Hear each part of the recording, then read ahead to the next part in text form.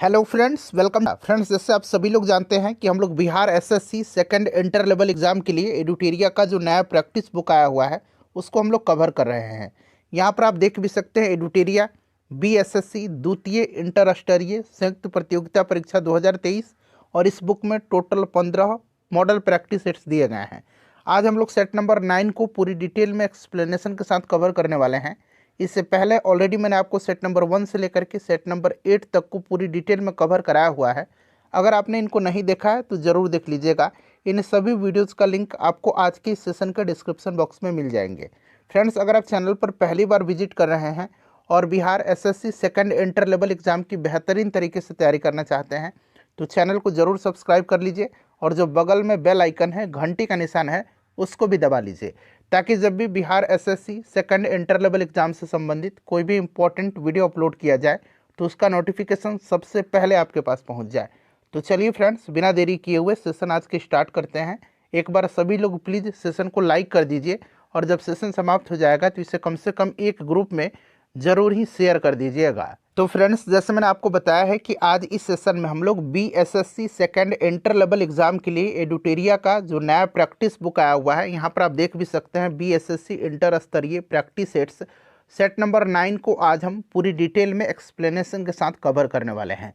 इससे पहले ऑलरेडी मैंने आपको सेट नंबर 1 से लेकर के 8 तक को कवर करा दिया था। अगर आपने उनको नहीं देखा है तो ज़रूर देख लीजिएगा। सभी वीडियोज़ का लिंक आपको आज की सेशन के डिस्क्रिप्शन बॉक्स में मिल जाएंगे। चलिए थोड़ा सा मैं जूम कर देता हूं ताकि प्रश्न जो है आपको स्पष्ट रूप से दिखाई दे। आज के सेशन का पहला प्रश्न पढ़ेंगे। देखिए फ्रेंड्स, पहला प्रश्न है कि निम्न में से किस अधिनियम द्वारा केंद्रीय बजट को राज्य बजट से अलग किया गया था।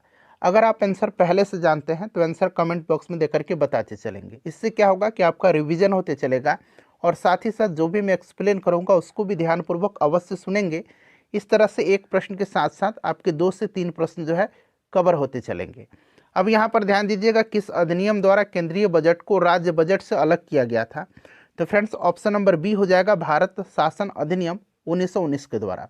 भारत शासन अधिनियम 1919 वायसराय चेम्सफोर्ड के समय में आया था और इसके द्वारा पहली बार केंद्रीय बजट को राज्य बजट से अलग कर दिया गया था और राज्य विधानसभाओं को अपना बजट स्वयं बनाने के लिए अधिकृत किया गया था और इसको मॉन्टेग्यू चेम्सफोर्ड सुधार अधिनियम भी कहा जाता है, भारत शासन अधिनियम 1919 को। और इसी के द्वारा भारत में पहली बार महिलाओं को वोट देने का अधिकार मिला था और इसके द्वारा केंद्र में द्विसदनात्मक विधायिका की भी स्थापना की गई थी। इसे भी आप जरूर ध्यान रखिएगा। चलिए अगला प्रश्न है कि भारतीय न्यायिक प्रणाली में लोक जनहित याचिका, जिसको कि पिल कहा जाता है, पिल को अंग्रेजी में कहा जाता है पब्लिक इंटरेस्ट लिटिगेशन, ठीक है ना, इसकी अवधारणा किस देश से ली गई है। भारतीय न्यायिक प्रणाली में लोक जनहित याचिका यानी कि पिल की अवधारणा किस देश से ली गई है। देखिए दरअसल पिल होता क्या है, तो यहाँ पर देखिए लोक जनहित याचिका की शुरुआत जान लीजिए यूएसए में हुई थी, यानी कि अमेरिका में हुई थी और वहीं से इसे भारतीय न्यायिक प्रणाली में लिया गया, ठीक है ना। अब यहाँ पर देखिए जनहित याचिका भारतीय कानून में सार्वजनिक हित की रक्षा के लिए मुकदमे का प्रावधान है। देखिए अन्य समान अदालती याचिकाओं से अलग है और इसमें यह आवश्यक नहीं है कि पीड़ित पक्ष स्वयं अदालत में जाए। यह किसी भी न्यायालय या किसी भी नागरिक या स्वयं न्यायालय के द्वारा पीड़ितों के पक्ष में दायर किया जा सकता है, ठीक है। और भारत में जो पिल है यानी कि जनहित याचिका, इसके जनक जस्टिस पीएन भगवती को माना जाता है। तो आप ध्यान रखिएगा, संयुक्त राज्य अमेरिका इसका राइट आंसर हो जाएगा। नेक्स्ट क्वेश्चन कर लेंगे कि राज्य पुनर्गठन से संबंधित जेवीपी समिति जो है, यहाँ पर देखिए राज्य पुनर्गठन से संबंधित जेवीपी समिति ने कब अपनी सिफारिश सरकार के समक्ष पेश किया था। अब यहाँ पे देखिए जेवीपी कमेटी जो है यह लोकप्रिय थी किस नाम से, तो याद रखिएगा यह आपका जवाहरलाल नेहरू, उसके बाद आपका हो जाएगा सरदार वल्लभ भाई पटेल और पट्टाभी सीतारमैया के नाम से, ठीक है ना। ये इसमें थे राज्य पुनर्गठन के जो मुद्दे थे उसी के जांच के लिए, समीक्षा के लिए जेवीपी समिति का गठन 1948 में किया गया था और इसने अपनी रिपोर्ट 1949 में सरकार को सौंपी, जिसने भाषाई आधार को तत्कालीन समय में अव्यावहारिक बताया था, ठीक है ना। तो आपका रिपोर्ट पूछा गया, सिफारिश सरकार के समक्ष कब प्रस्तुत किया था, तो ध्यान रखिएगा 1949 में option number B right answer हो जाएगा। चलिए, उसके बाद नेक्स्ट क्वेश्चन है, भारत शासन अधिनियम 1935 के तहत प्रस्तावित प्रणाली थी। तो इसमें से अगर हम बात करें तो यहाँ पर ध्यान दीजिएगा, भारत शासन अधिनियम या भारत सरकार अधिनियम 1935 के अनुसार अखिल भारतीय संघ, ऑप्शन नंबर यहाँ पर ए राइट आंसर हो जाएगा। अखिल भारतीय संघ की स्थापना 11 ब्रिटिश प्रांत 6 कमिश्नरी और उन देशी रियासतों से मिलाकर के होनी थी जो स्वयं से इस संघ में सम्मिलित होना चाहते हैं। और इसमें क्या था, प्रांतों के लिए संघ में सम्मिलित होना अनिवार्य था, किंतु देशी रियासतों के लिए यह ऐच्छिक था। इससे भी आप जरूर ध्यान रखिएगा।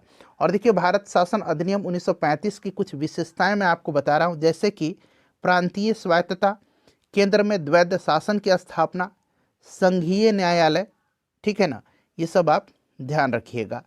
चलिए, उसके बाद नेक्स्ट क्वेश्चन हमारा है कि सरकारिया आयोग गठित हुआ था समीक्षा के लिए। तो आपको याद होगा जून 1983 में केंद्र राज्य संबंधों पर विचार करने और उसको सुदृढ़ करने हेतु सुझाव देने के लिए न्यायमूर्ति रंजीत सिंह सरकारिया की अध्यक्षता में एक आयोग का गठन किया गया था। तो ये संघ और राज्य के मध्य संबंधों की, यानी कि ऑप्शन नंबर यहाँ पर आप देख सकते हैं केवल 4 इसका राइट आंसर हो जाएगा। फ्रेंड्स, अगर मेरा पढ़ाया हुआ आपको पसंद आ रहा है तो प्लीज़ सेशन को लाइक ज़रूर करें। आपका एक लाइक हमें काफ़ी मोटिवेट करता है और आप हमारी मदद कर सकते हैं किस प्रकार से, तो वीडियो को ज़्यादा से ज़्यादा शेयर करके। चलिए, अगला प्रश्न है, भारतीय संविधान में महान न्यायवादी के संदर्भ में कौन सा कथन यहाँ पर सत्य दिया गया है? कौन सा कथन सत्य है? तो भारतीय संविधान का अनुच्छेद 76 जो है, इसके अंतर्गत इसके पद का सृजन किया गया है। महान न्यायवादी की नियुक्ति राष्ट्रपति के द्वारा की जाती है, राष्ट्रपति के प्रसाद पर्यंत यह पद धारण करता है। और देखिए, यह बिना किसी सरकार की, यानी बिना सरकारी अनुमति के किसी आपराधिक मामलों में व्यक्ति का बचाव नहीं कर सकता। बिल्कुल, ये दोनों सही दिया गया है। और संसद की संयुक्त बैठक में भाग ले सकता है, परंतु इसको मत देने का अधिकार नहीं है। लेकिन यहाँ पर दिया गया है भाग ले सकता है एवं अपना मत भी दे सकता है, जो कि गलत दिया गया है। इसलिए 1 और 2 इसका राइट आंसर हो जाएगा, जो कि ऑप्शन नंबर आप देख सकते हैं सी में दिया गया है। चलिए, अगला प्रश्न है हमारा, क्वेश्चन नंबर यहाँ पर देखिए 7 है कि पंचायती राज संस्थाओं में आरक्षण संबंधी प्रावधान की चर्चा किस अनुच्छेद के तहत की गई है? देखिए, आरक्षण संबंधी प्रावधान मैं आपको बताया था, इस तरह का प्रश्न पहले भी मैंने आपको कराया हुआ है जब मैं डिटेल में बता रहा था। तो यहाँ पर 243 का डी हो जाएगा, ठीक है ना। 243 के डी में महिलाओं, अनुसूचित जाति, अनुसूचित जनजाति के आरक्षण संबंधी प्रावधान किए गए हैं। अनुच्छेद 243H क्या है? तो इसमें पंचायतों द्वारा कर अधिरोपित करने की शक्तियों और उनकी निधियों का उल्लेख है। अनुच्छेद 243E में क्या है? पंचायतों की अवधि है, बड़ा ही इंपॉर्टेंट है, पंचायतों की अवधि है। और 243G में क्या है? तो पंचायतों की शक्ति, प्राधिकार और उत्तरदायित्व है। ये सब पॉइंट्स आपको ध्यान रखना है। देखिए, धन विधेयक के अतिरिक्त एक विधेयक जो विधानसभा ने प्रथम बार पारित कर दिया हो, विधान परिषद में कितने समय तक पड़ा रह सकता है, बताएंगे? तो देखिए, भारतीय संविधान का जो आर्टिकल 197 है, इसके तहत धन विधेयक से भिन्न, यानी कि धन विधेयक से अलग विधेयक के बारे में चर्चा की गई है। और ऐसे विधेयक को यदि विधानसभा ने प्रथम बार पारित कर दिया हो और उसके बाद विधान परिषद उस विधेयक को 3 माह से ज़्यादा समय तक नहीं रोक सकती है, ठीक है ना।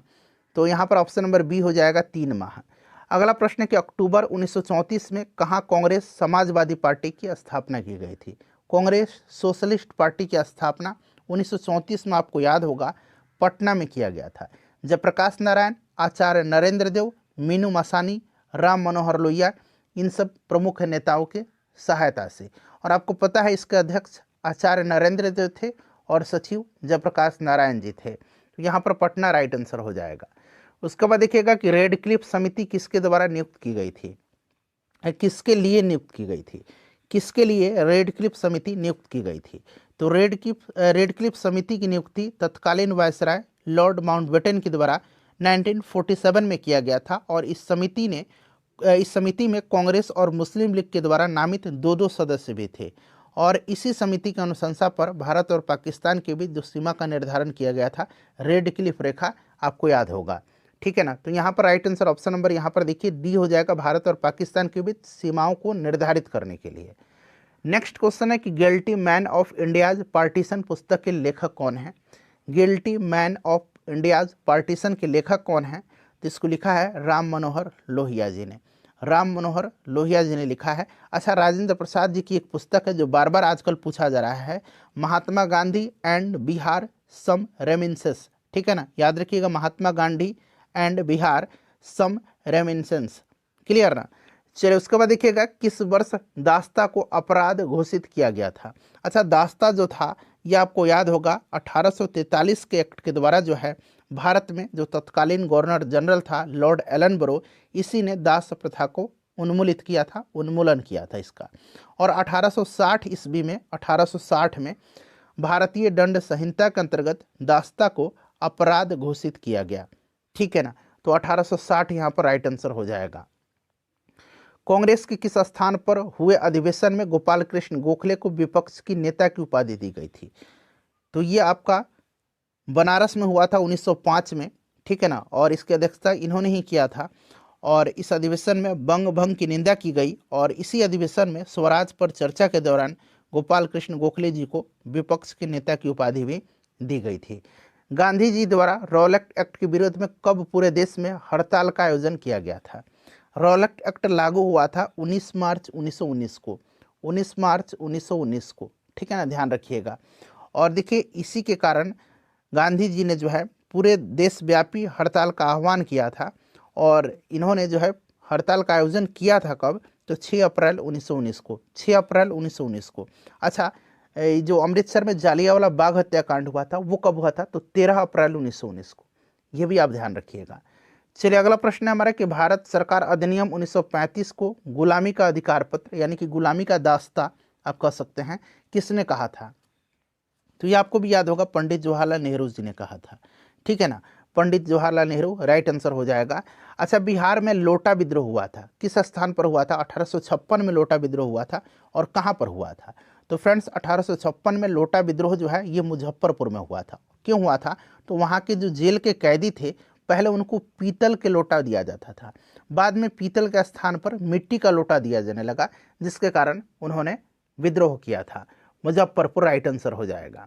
अकबर के शासनकाल में बिहार कितने सरकारों में विभाजित था। सरकार या सूबा कहिए, ठीक है ना, सूबा कहिए या प्रांत कहिए। तो देखिए, अबुल फजल के द्वारा रचित आईने अकबरी के अनुसार बिहार उस समय 7 सरकार या 7 सूबों में विभाजित था। कौन कौन से, तो एक स्वयं बिहार नाम था, एक मुंगेर, उंगली पर काउंट कर दिए, 7 सूबा बिहार, मुंगेर, रोहतास, तिरहुत, हाजीपुर, सारण और चंपारण। ठीक है ना, और प्रशासनिक सुविधा के लिए इन्हें 199 परगनों में बांटा गया था। ये भी आप ध्यान रखिएगा। सल्तनत काल में मंत्रिपरिषद को क्या कहा जाता था। सल्तनत काल में मंत्रिपरिषद को क्या कहा जाता था, तो फ्रेंड्स सल्तनत काल में मंत्रिपरिषद को मजलिस खलवत कहा जाता था और मुगल काल में मंत्रिपरिषद को विजारत कहा जाता था। मुगल काल में मंत्रिपरिषद को विजारत कहा जाता था। ठीक है, इसे भी आप ध्यान रखिएगा। चलिए, निम्नलिखित में से ऋग्वेद काल में किस नदी को हिरण्यणी कहा गया है। हिरण्यणी कहा गया है किस नदी को, तो फ्रेंड्स यह कहा गया है किसको, सिंधु नदी को। सिंधु नदी को उसके आर्थिक महत्व के कारण उसे हिरण्यणी कहा गया था। ठीक है ना, और सिंधु नदी का ऋग्वेद में सर्वाधिक उल्लेख हुआ है। ठीक है ना, इस चीज़ को ध्यान रखेंगे। और सबसे पवित्र नदी अगर पूछेगा तो यह सरस्वती नदी थी, जिसको कि मातेतमा, देवीतमा और नदीतमा भी कहा गया है। भगवान महावीर का प्रथम अनुयायी कौन था।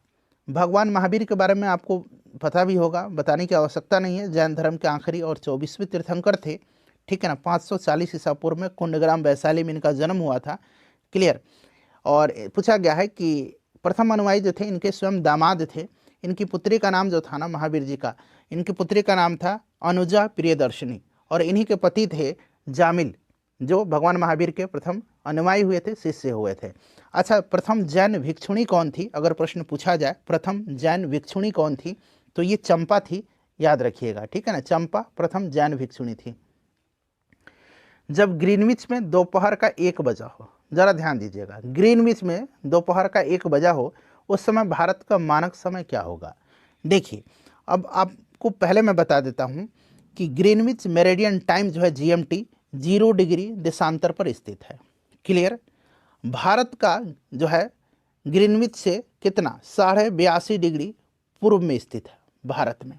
जब पूर्व में स्थित है इसका मतलब कि 1 डिग्री पूर्वी देशांतर को पार करने में 4 मिनट का समय लगा, 4 मिनट का, ठीक है ना। पश्चिम में होता है तो माइनस होता है, लेकिन पूर्व में है तो 4 मिनट का समय लगा।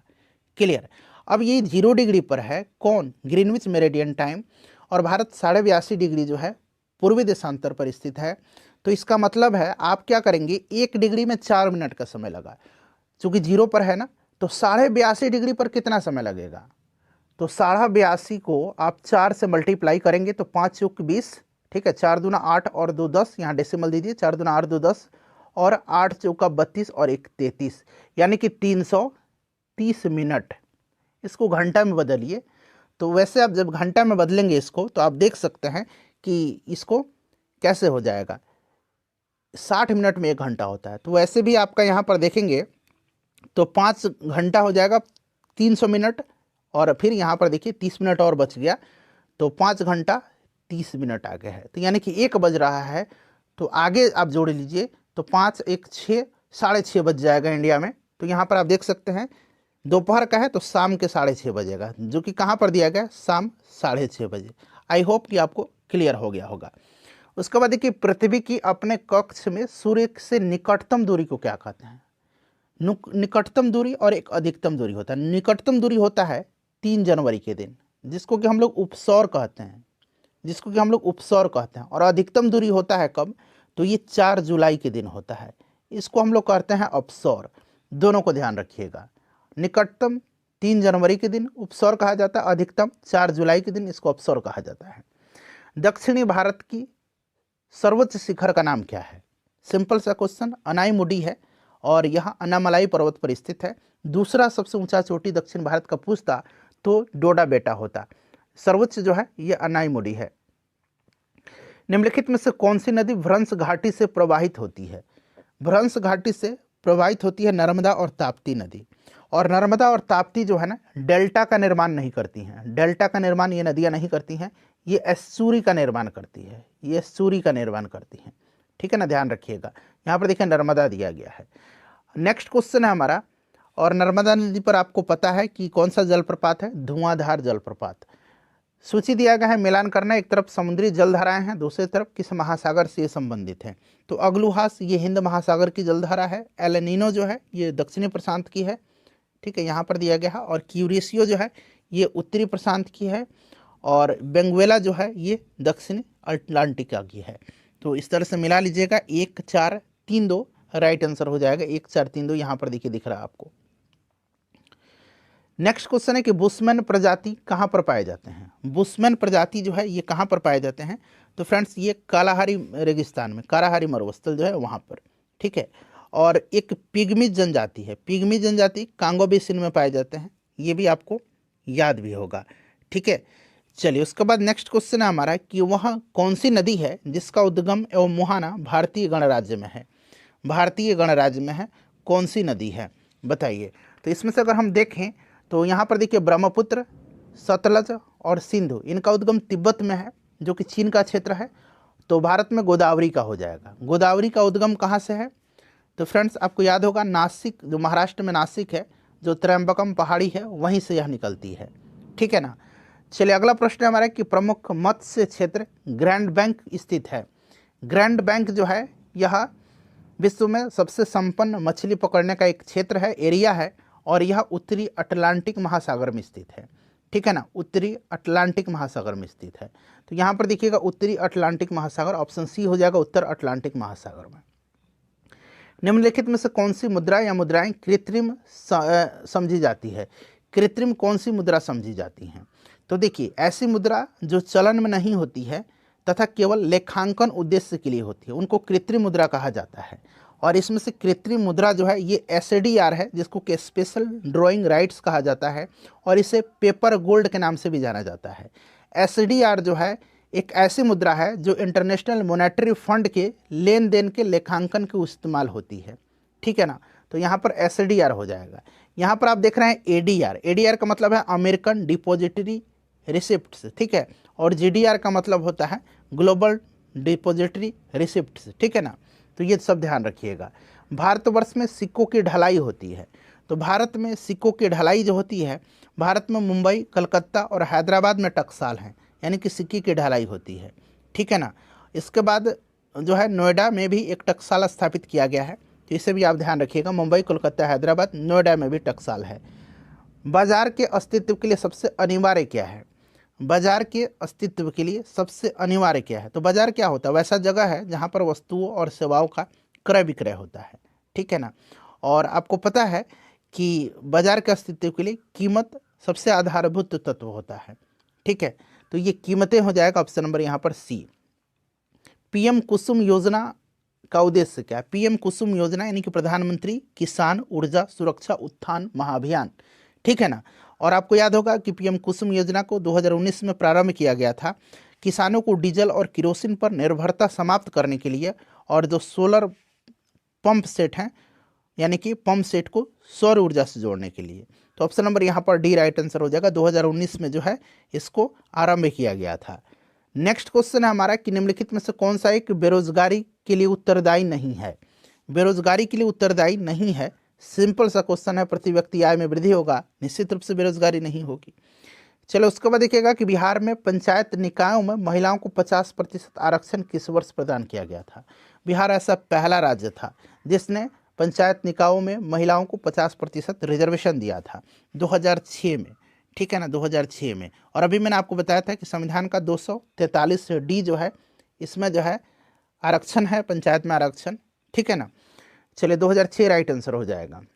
भंडारी समिति किससे संबंधित है? भंडारी समिति संबंधित किससे है? भंडारी समिति का संबंध जो है ये आपका क्षेत्रीय ग्रामीण बैंकों की पुनर्संरचना से है, क्षेत्रीय ग्रामीण बैंकों की पुनर्संरचना से, ठीक है। नरसिम्हन समिति याद रखिएगा वित्तीय बैंकिंग सुधार से है, ठीक है। मल्होत्रा समिति बीमा क्षेत्र में सुधार से है। चलिए उसके बाद नेक्स्ट क्वेश्चन है कि सुशासन पुरस्कार योजना की शुरुआत किस राज्य सरकार के द्वारा किया गया है? सुशासन पुरस्कार योजना की शुरुआत हरियाणा सरकार के द्वारा किया गया, और इस योजना को शुरू करने का मुख्य उद्देश्य कार्यस्थल पर असाधारण प्रयास करने वाले व्यक्तियों को सम्मानित करना है। तो यहाँ पर हरियाणा राइट आंसर हो जाएगा।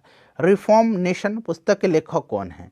रिफॉर्म नेशन पुस्तक को लिखा है किसने? तो इसको लिखा है गौतम चिकरमाने ने, गौतम चिकरमाने ने, ठीक है ना। ऑप्शन नंबर यहाँ पर ए राइट आंसर हो जाएगा। अंबेडकर ये लाइफ जो है, अंबेडकर ए लाइफ, अंबेडकर ए लाइफ ये लिखा है शशि थरूर ने। सलमान रुश्दी की पुस्तक विक्ट्री सिटी है, ठीक है। और my life as a comrade, my life as a comrade K Shailaja की है, ये भी आप ध्यान रखिएगा। चलिए 19वां नाम शिखर सम्मेलन यानी कि नन अलाइक जो मूवमेंट है शिखर सम्मेलन 2023 का आयोजन कहाँ किया गया था?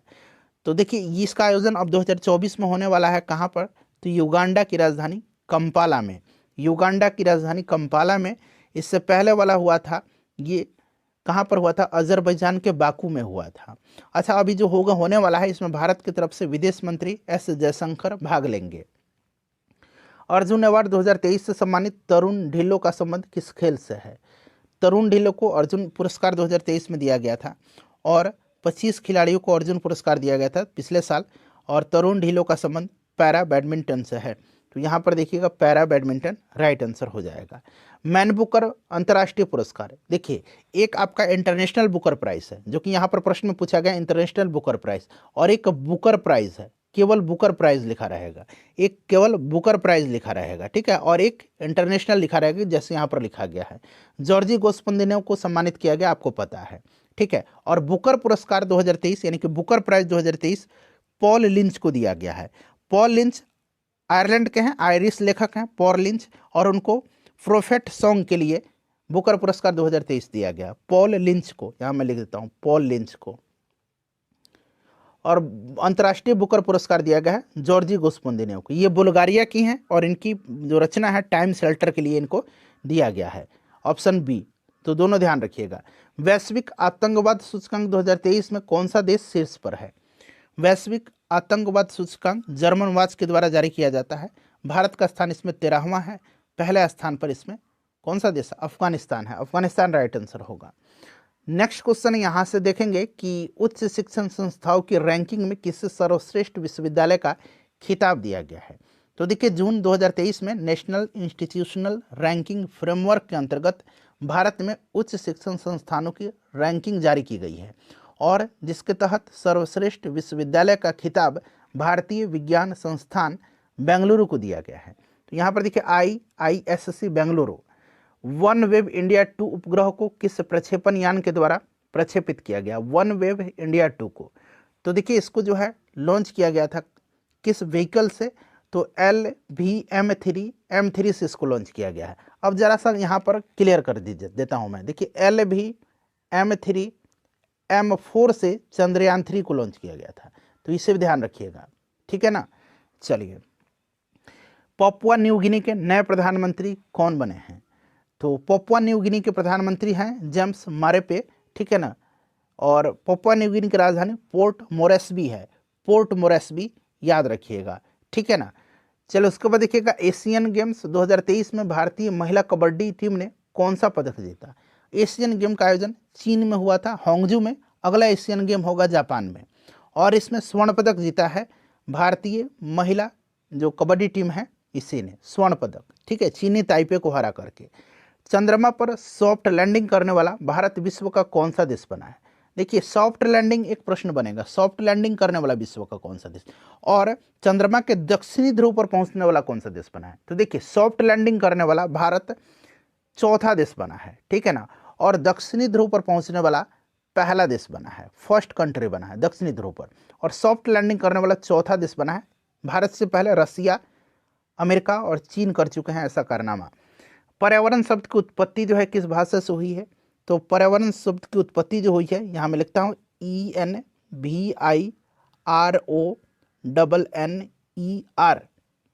ठीक है ना। तो ये एक कौन सा शब्द है, फ्रेंच शब्द है, एनवायरोनर, एनवायरोनर पढ़िए इसको, ठीक है ना। और इसका मतलब होता है आसपास, पड़ोस, ठीक है, इसका मतलब होता है आसपास। तो फ्रेंच शब्द से हुई है, यहाँ पर फ्रेंच हो जाएगा।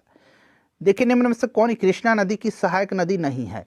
कृष्णा नदी की सहायक नदी नहीं है इसमें से, तो पंचगंगा और आपका घाट प्रभा, कोयना, तुंगभद्रा, ये सब कृष्णा की सहायक नदी हैं।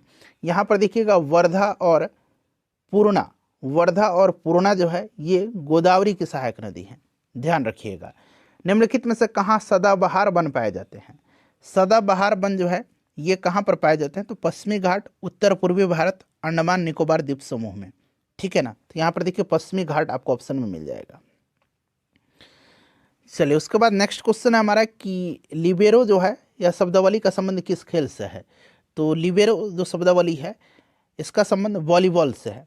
अच्छा, वॉलीबॉल में पता है आपको एक टीम में कितने खिलाड़ी होते हैं, 6 खिलाड़ी होते हैं, इसे भी आप ध्यान रखिएगा। कबड्डी में कितने होते हैं, तो 7 खिलाड़ी होते हैं, जरूर ध्यान रखिएगा। चलिए उसके बाद देखिएगा कि नमक और रेत के मिश्रण से नमक को अलग करने का सही क्रम कौन सा, क्रम पूछा गया है। तो सबसे पहले आप क्या करेंगे, नमक और रेत का जो मिश्रण है, मिश्रण को पानी में घोल देंगे और बालू को छान लेते हैं। फिर खारे पानी के घोल से पानी को वाष्पित करके नमक एकत्र करते हैं। तो यहाँ पर देखिए घोलना यानी कि डिजॉल्विंग, उसके बाद फिल्टरेशन यानी कि निस्पंदन, और फिर इवोपरेशन यानी कि वाष्पीकरण। Option number A right answer हो जाएगा। उसके बाद चलिए अगला प्रश्न कर लेंगे कि निम्नलिखित में से कौन सा विटामिन हमारे शरीर में सूर्य की किरणों की सहायता से संश्लेषित होता है। कौन सा विटामिन है, तो यह विटामिन जो है विटामिन डी है। विटामिन डी सूर्य की किरणों की सहायता से हमारे शरीर में संश्लेषित होता है और इसी कारण इसको सनशाइन विटामिन कहा जाता है। और यह शरीर में कैल्शियम और फॉस्फेट की मात्रा को नियंत्रित करने में मदद करता है। हड्डियों, दांतों को स्वस्थ रखने हेतु इनको पोषक तत्व की जो है आवश्यकता होती है, इस तरह की। तो विटामिन डी हो जाएगा। देखिएगा स्टिल्ट रूट्स मौजूद होते हैं। अब यहाँ पर थोड़ा सा ध्यान दीजिएगा, स्टिल्ट रूट्स का मतलब आप बोलचाल में जटा मूल कहिए, जटा जड़ जो होता है जटा टाइप का जटा मूल, ठीक है।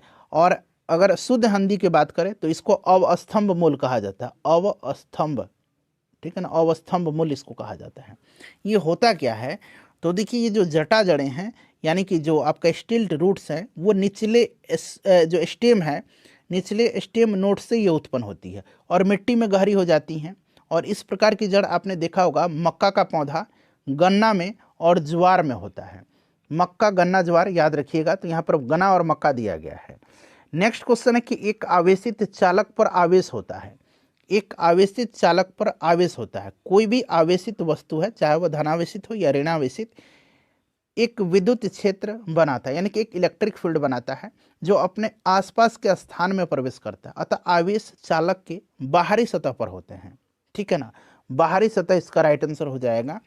चलो उसके बाद नेक्स्ट क्वेश्चन हमारे कि स्वपोषी में आंतरिक कोश की ऊर्जा किस रूप में संग्रहित होती है। स्वपोषी में, स्वपोषी जो अपना भोजन स्वयं प्रकाश संश्लेषण के द्वारा बनाता है और ग्लूकोज के रूप में बनाता है, जिसके कुछ भाग का उपयोग जीवन प्रक्रियाओं के संचालन में करता है और कुछ को भविष्य के लिए ग्लूकोज बहुलक स्टार्च के रूप में संग्रहित कर देता है, इसलिए स्टार्च यहाँ पर राइट आंसर हो जाएगा। निम्नलिखित में से कौन ईस्ट द्वारा अवायवीय श्वसन का उत्पाद है। ईस्ट द्वारा अवायवीय श्वसन का उत्पाद इसमें से कौन सा है, तो यहाँ पर आप देख सकते हैं एक तो आपका हो जाएगा कौन, कार्बन डाइऑक्साइड, फिर इथेनॉल और ऊर्जा, ठीक है ना, इथेनॉल यानी कि शराब हो गया, कार्बन डाइऑक्साइड, शराब और ऊर्जा। चलिए उसके बाद देखिए इनमें से कौन सा परागकण को संदर्भित करता है, कौन परागकण को संदर्भित करता है। देखिए जब एक पुष्प होता है ना, तो एक पुष्प का एक परागकोशी उसी या उसी प्रजाति के दूसरे फूल के जो स्टिग्मा है, वर्तिकाग्र है, वहाँ तक परागकणों का स्थानांतरण होता है और उसी को पॉलिनेशन यानी कि परागकण कहा जाता है। तो परागकोश से वर्तिकाग्र में पराग का स्थानांतरण, ठीक है। चलिए उसके बाद देखिएगा कि क्लिनिकल जो थर्मामीटर है इसकी रेंज क्या है, सीमा क्या है। तो क्लिनिकल थर्मामीटर का रेंज 35 डिग्री सेंटीग्रेड से 42 डिग्री सेंटीग्रेड है। उसके बाद अगर आपको लेबोरेटरी थर्मामीटर का रेंज पूछा जाएगा तो ये भी ध्यान रखेंगे -10 डिग्री सेंटीग्रेड से 110 डिग्री सेंटीग्रेड तक, ये आपका लेबोरेटरी वाला थर्मामीटर है। गैस के अणुओं की गतिज ऊर्जा बढ़ जाती है। गतिज ऊर्जा गैस के अणुओं की बढ़ जाती है जब तापमान में वृद्धि होती है, क्योंकि तापमान में वृद्धि के साथ कणों की गति भी बढ़ती है। तो ऑप्शन नंबर यहाँ पर बी राइट आंसर हो जाएगा। इलेक्ट्रिक हीटर जो है यह परिवर्तित होती है, परिवर्तित करता है। तो इलेक्ट्रिक हीटर जो है यह विद्युत ऊर्जा को जो है आपको उष्मीय ऊर्जा में परिवर्तित करता है। तो ऑप्शन नंबर यहाँ पर डी राइट आंसर हो जाएगा। देखिए फ्रेंड्स अगला है कि ENT, ठीक है ना, आई नोज थ्रोट, कान नाक गला डॉक्टर का उपयोग करते हैं। कई बार मैंने बताया है जो आँख नाक गले के डॉक्टर हैं या अवतल दर्पण का उपयोग करते हैं, ठीक है। मूल वस्तु के आकार से बड़ा जो प्रतिबिंब बनेगा इसमें, इसीलिए अवतल दर्पण राइट आंसर हो जाएगा। जो है आपका सोलर कुकर में भी इस्तेमाल किया जाता है, गाड़ी का हेडलाइट जो होता है उसमें अवतल दर्पण होता है, ठीक है। चलिए 62 है कि दहन एक प्रतिक्रिया है जिसमें एक पदार्थ के साथ प्रतिक्रिया करता है, जिसमें एक पदार्थ के साथ प्रतिक्रिया क्या करेगा। तो देखिए दहन एक रासायनिक प्रतिक्रिया है, आपको पता है, और इसमें पदार्थ ऑक्सीजन के साथ प्रतिक्रिया करता है और देता क्या, उष्मा देता है। ऑक्सीजन के साथ प्रतिक्रिया करेगा और उष्मा देगा। पानी को जीवाणु रहित करने के लिए प्रयुक्त अधातु है, यानी कि नॉन मेटल कौन सा है। तो यहाँ पर आपको पता है कौन सा अधातु हो जाएगा इसमें से, तो क्लोरीन का इस्तेमाल किया जाता है पानी को जीवाणु रहित बनाने के लिए, ठीक है ना। चलिए उसके बाद देखिएगा नेक्स्ट क्वेश्चन हमारा, आप सभी लोग अपना अपना स्कोर जरूर बताइएगा। आभूषण बनाते समय सामान्यतः सोने के साथ मिश्रित धातु क्या है। तो आभूषण बनाते समय सोने के साथ जो है मिलाया जाता है तांबा और चांदी, दोनों मिलाया जाता है, तांबा और चांदी दोनों मिलाया जाता है। तो यहाँ पर तांबा भी दिया गया है और चांदी भी दिया गया है, सामान्यतः तांबा चांदी को मिलाया जाता है। तांबा यहाँ पर आंसर दिया गया है बुक में। बोतल और जार बनाने के लिए कांच जैसी सामग्री को बदलने के लिए किस प्लास्टिक का उपयोग किया जाता है। तो यह प्लास्टिक कौन सी है, प्लास्टिक जो है यह PET है, यानी कि पॉलीइथेनाइल यहाँ पर देखिए टेरेफ्लेट, ठीक है ना, यहाँ पर देखिए पॉलीइथाइलिन टेरेफ्लेटलेट। चलिए उसके बाद देखिए किसी ध्वनि का जो पिच है किसके द्वारा मापा जा सकता है। ध्वनि का पिच जो है उसकी आवृत्ति से मापा जाता है, ठीक है ना। उच्च आवृत्ति वाली जो ध्वनि होती है उसका पिच उच्च होता है, जबकि निम्न आवृत्ति वाली ध्वनि का पिच निम्न होता है। Option number A right answer हो जाएगा। निम्नलिखित में से कौन रक्त के संचरण में मदद करता है। तो रक्त के संचरण में मदद करता है एरिथ्रोसाइट। एरिथ्रोसाइट जो है फेफड़ों से ऑक्सीजन को शरीर के विभिन्न भागों में पहुंचाता है, यानी कि RBC की बात की जा रही है, एरिथ्रोसाइट राइट आंसर हो जाएगा। कौन सी इसमें से बल की इकाई नहीं है। डाइन बिल्कुल है, न्यूटन है, जूल भी हो जाएगा, जूल नहीं होगा सॉरी, पाउंड है। जूल जो है ये ऊर्जा की इकाई है, ठीक है। चलिए उसके बाद नेक्स्ट क्वेश्चन कर लेंगे कि 1 मीटर का 10 लाखवां भाग होगा। तो 1 मीटर का 10 लाखवां भाग जो होगा, यानी कि 10 के पावर -6, ठीक है ना, यह 10 लाखवां भाग है, इसको हम लोग माइक्रोमीटर कहते हैं। तो माइक्रोमीटर यहाँ पर राइट आंसर हो जाएगा। निम्न में से कौन सी एक न्यूक्लियस का भाग नहीं है, नाभिक का भाग नहीं है? तो देखिए नाभिक की अगर हम बात करते हैं तो इसमें नाभिक का भाग कौन सा नहीं है, तो ये सेंट्रोजोम हो जाएगा। सेंट्रोजोम नाभिक के पास स्थित होता है, एक छोटा स्मॉल बॉडी है, पिंड है, और कोशिका विभाजन, ठीक है ना, कोशिका विभाजन के दौरान सेंट्रोजोम विभाजित होता है और दोनों भाग विभाजित कोशिका के विपरीत दिशा में चले जाते हैं, माइटोसिस में, ठीक है। तो ये सेंट्रोजोम नहीं है। उसके बाद नेक्स्ट क्वेश्चन हमारा कि किन रसायनों के जैव आवर्धन से मानव में मिनीमाता तथा इटाई इटाई रोग होता है? तो मिनीमाता होता है मरकरी के पारा के अधिकता से, और इटाई इटाई कैडमियम के अधिकता से होता है।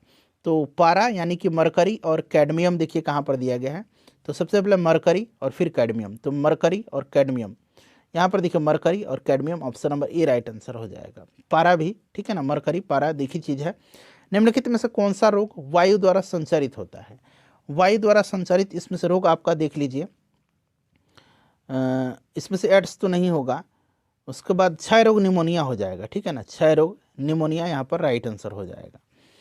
चलो उसके बाद नेक्स्ट क्वेश्चन हमारा जीवाणु से होता है। निम्न में से कौन सा गर्म रक्त यानी कि वार्म ब्लडेड वाले जंतुओं का समूह है? वार्म ब्लडेड की बात करते हैं तो इसमें आपका कौन सा आ जाएगा? तो पक्षी आ जाएगा, पक्षी आ जाएगा राइट आंसर। पक्षी वर्ग गर्म रक्त वाले होते हैं, जबकि जो मीन वर्ग है, मछली वर्ग और उभयचर और सरीसृप, ये कोल्ड ब्लडेड होते हैं, ठीक है ना, ये कोल्ड ब्लडेड होते हैं। कौन? मछली वर्ग, उभयचर और सरीसृप। तो यहाँ पर आपका पक्षी हो जाएगा। शरीर का कौन सा अंग ग्रोथ हार्मोन रिलीजिंग फैक्टर पैदा करता है? तो यह कौन करता है? ग्रोथ हार्मोन रिलीजिंग फैक्टर पैदा करता है। तो फ्रेंड्स यह हाइपोथैलेमस करता है, हाइपोथैलेमस करता है, ठीक है ना, हाइपोथैलेमस राइट आंसर हो जाएगा। उसके बाद देखिएगा कि विकासवादी सिद्धांत के अनुसार नई प्रजाति का गठन सामान्यतः किसके कारण होता है? किसके कारण होता है? तो फ्रेंड्स यह कई पीढ़ियों में विविधताओं का संचय के कारण होता है, ठीक है ना। तो right answer option number B हो जाएगा। क्लियर है? अच्छा, अनुवांशिकी का जनक किसको कहा जाता है? अनुवांशिकी का जनक किसको कहा जाता है? जरा आप मुझे कमेंट करके बताइएगा, ठीक है। और देखिए 75 प्रश्न में जीके जी साइंस होता है, बाकी 75 से लेकर के यानी कि 76 से लेकर के 150 तक में मैथ रीजनिंग के प्रश्न है। टेलीग्राम से जुड़िए, पीडीएफ वहाँ पर आपको दे दिया जाएगा, निश्चिंत रहिएगा। इन 75 प्रश्नों में से अपना स्कोर बता दीजिए, वीडियो को लाइक कर दीजिए और फ्रेंड्स शेयर कर दीजिए।